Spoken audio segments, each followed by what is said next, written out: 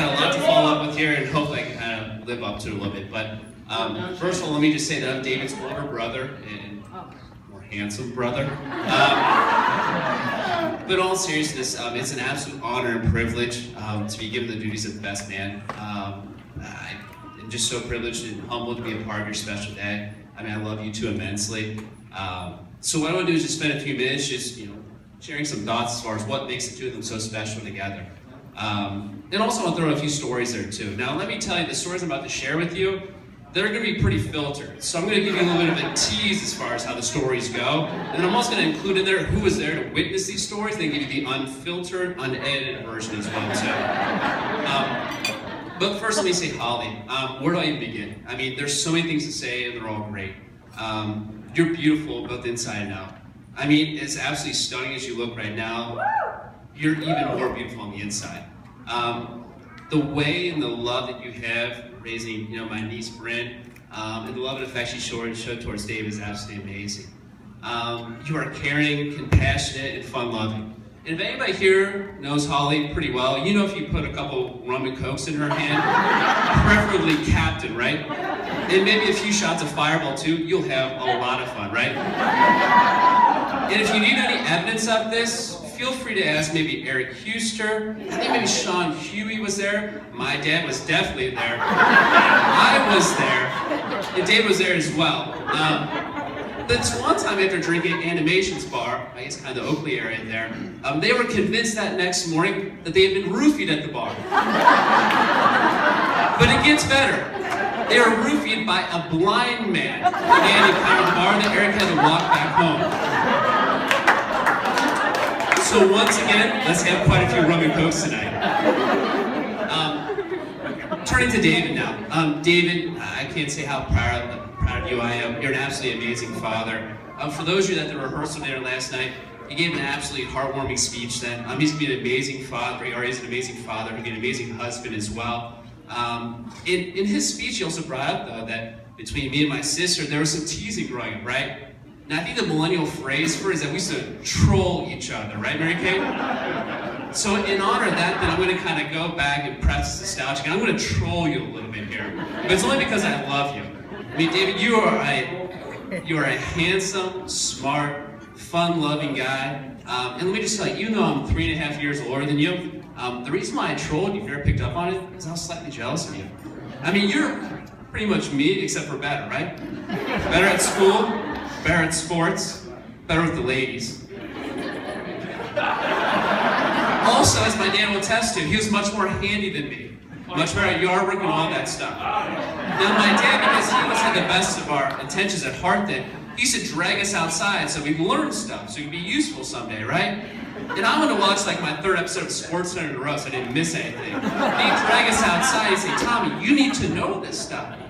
Your little brother David, he's going to know this.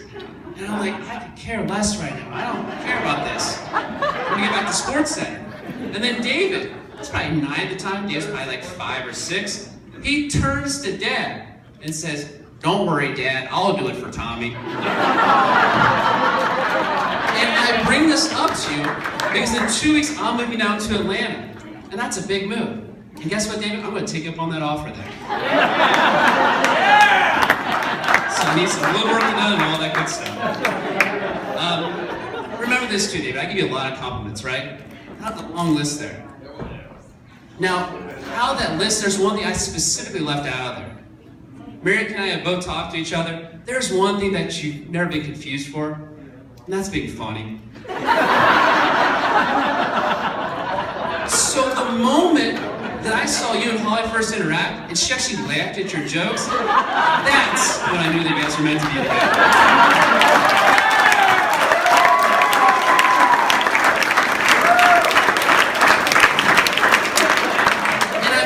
It's not like he doesn't do funny things, because I'm going to go through a list of quite a few here. He's not good at jokes. But as far as funny things that he has done, I mean, I'm looking from Uncle Mark out here. There's a photo that's floating around there because in 8th grade, probably 8th grade or so, he thought it was a good idea on vacation to put on his cousin Lindsay's dress. That's definitely a man up mullet for you, right?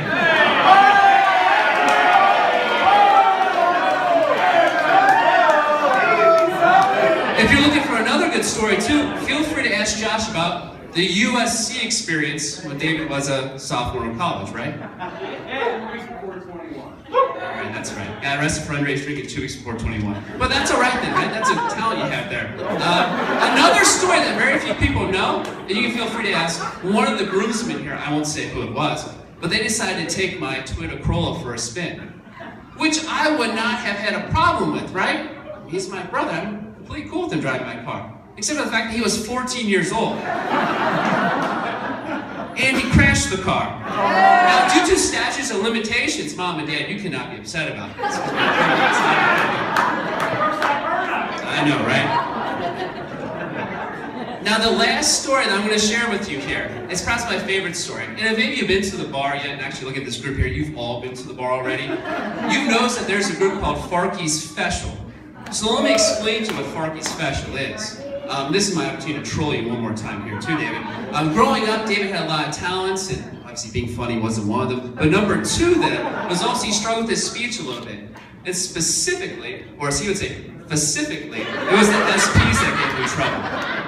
Now, I was never, privy to this conversation, but supposedly when he came back from preschool, he got to meet Sparky the dog. Now, I never let facts get in the way of a good story, so I'm going to claim that I was there. And here's how the conversation went down. My mom picked up David and his good friend Reagan, and David's bragging to Mom that, guess what, Sparky the dog came to school today.